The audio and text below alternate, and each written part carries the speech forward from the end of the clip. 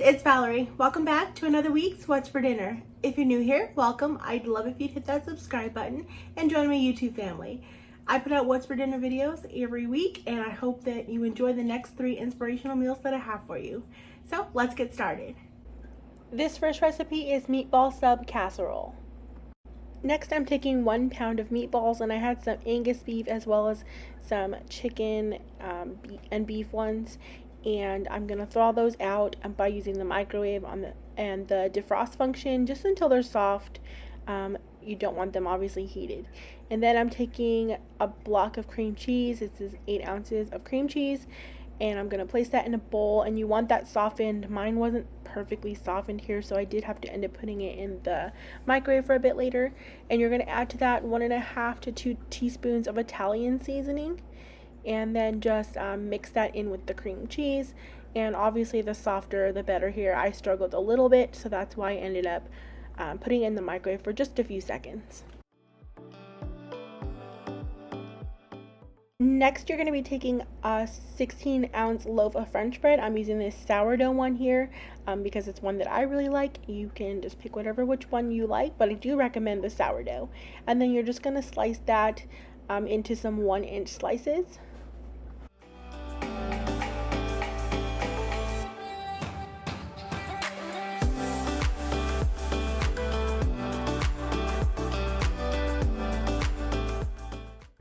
And then you're just going to go ahead and take your 9x13 baking dish and grease that up with some spray or oil, and just go ahead and place those slices of the bread into the bottom of the baking dish, as many as you can fit in.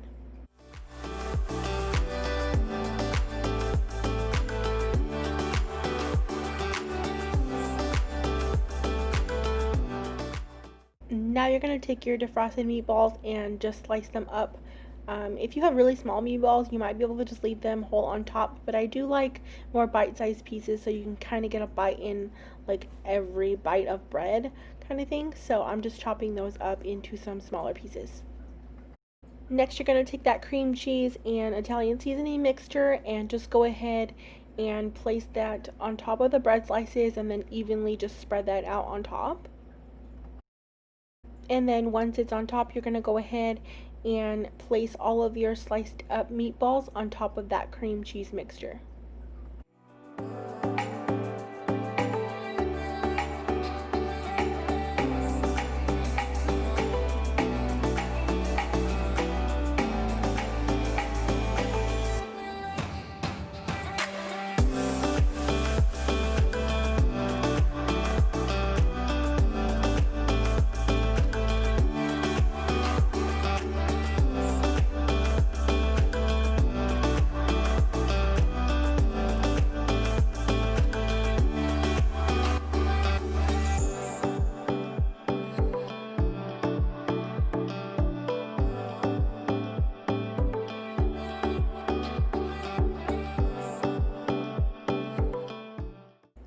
Next, I'm taking a 24-ounce jar of pasta sauce, and I'm just using this Prego roasted Parmesan or garlic and herb, something like that flavor. It's really good.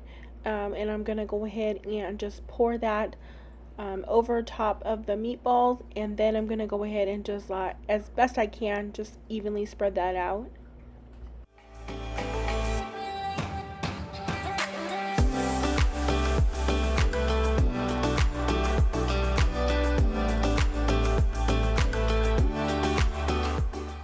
Next, I'm just taking 2 cups of grated mozzarella cheese, and I'm going to go ahead and just evenly place that on top of the pasta sauce into a nice even layer, and I'm going to sprinkle it with some Italian seasoning. I just like the way that looks, the extra little green color on top.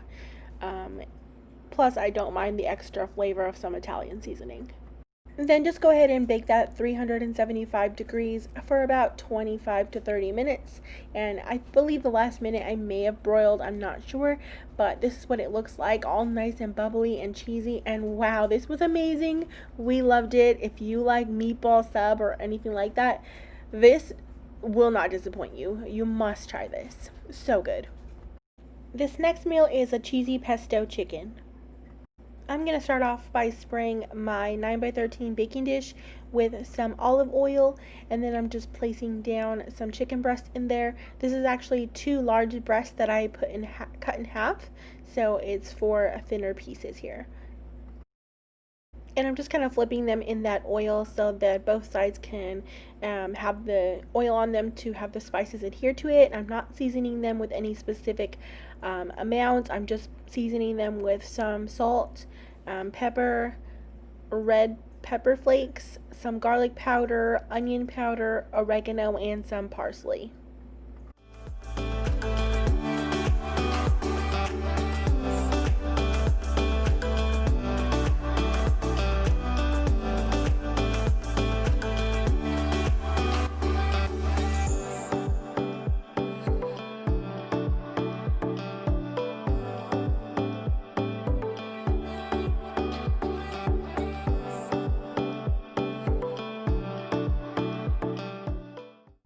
Next, I'm just going to be placing maybe about a tablespoon, up to a tablespoon around there, of mayonnaise on top of each of these chicken breasts. And I'm going to go ahead and spread that out into an even layer, like coat the whole top of the chicken breast with that mayonnaise. And then I'm going to repeat that same thing with sour cream. So I'm going to do another tablespoon or so each across each chicken breast and spread that on top as well. And after the sour cream, I'm going to go ahead and also place a tablespoon of pesto on top of each of those chicken breasts. And then go ahead and spread that out as well.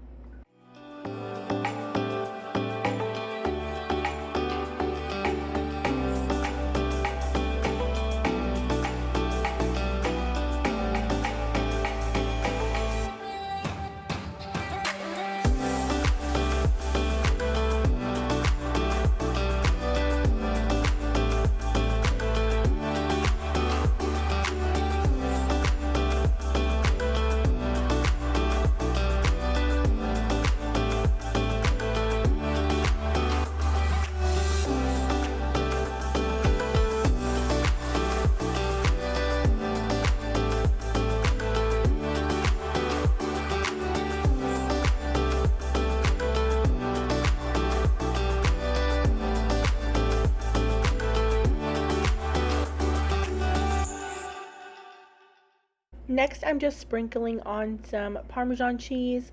This is some grated Parmesan cheese. It might even be an Asiago Parmesan blend, but I'm just sprinkling a light layer of that because I'm going to be topping that with some mozzarella cheese as well.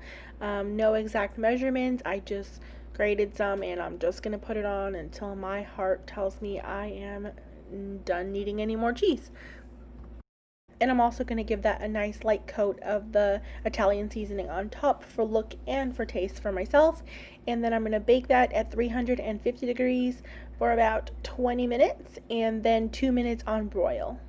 And while that bakes, I'm just taking a pound of green beans and I put some olive oil and I'm just seasoning that with some salt and pepper and garlic powder, maybe some onion powder, simple seasonings that I like. And I'm just going to go ahead and toss those and then place them in my air fryer basket. I'm just gonna make those at 400 degrees for about 8 minutes to 15 minutes, just depending on how crunchy you like them. I like mine still kind of crunchy, so about 8 minutes for me. That's become one of my new favorite like air fried vegetable. You should really give those a try. And this is the meal done. I served that with some white rice, and this was also very, very good. Lots of flavor. I really love that pesto. It tastes super good. And this last meal is a Tex Mex Bake. So I'm just starting off by prepping the vegetables that I'll need for this, and I'm going to need 1 green bell pepper and 1 medium onion, and I'm going to go ahead and just clean those up and get the seeds and ribs off of the bell pepper and go ahead and just chop those into some smaller pieces because I'm going to be using my vegetable chopper. If you guys don't know, I have issues with my wrist, and to kind of help me out or not create any more problems with that, I try to use this chopper as much as I can, especially if I'm feeling like a flare up for my wrist. So pushing on it though does make the camera shake, so I am going to try to cut some of that out for you guys, just a little general idea of what I was doing. And now I'm just heating my large skillet over a medium to medium high heat, and I'm spraying my meat chopper with a little bit of oil to help the meat slide off and not just all stick to the chopper. And I'm just gonna go ahead and break that up and begin to brown it. And when it starts to brown a little bit, I'm gonna go ahead and add in those diced green peppers and onion to kind of get softened while the meat continues to brown and cook up. And I'm also going to go ahead and season that with a half a teaspoon of salt and 1 teaspoon of ground cumin, and just mix that all together until it finishes cooking.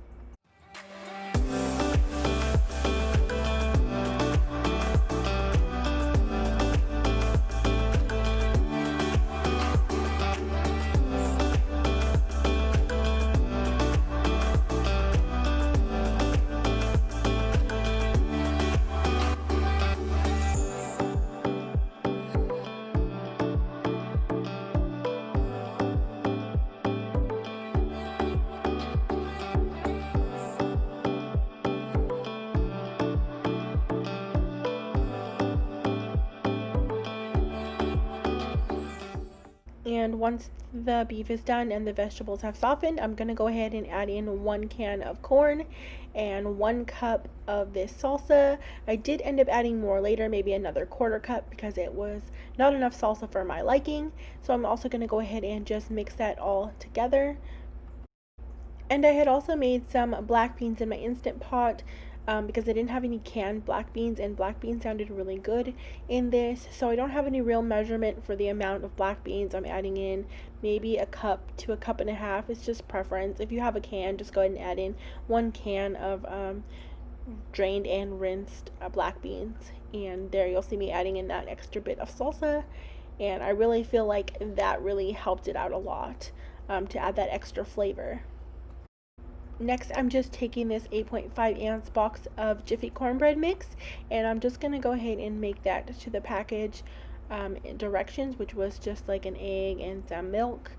And then just mix that all together, and you're going to be placing that on top of your mixture in a bit here.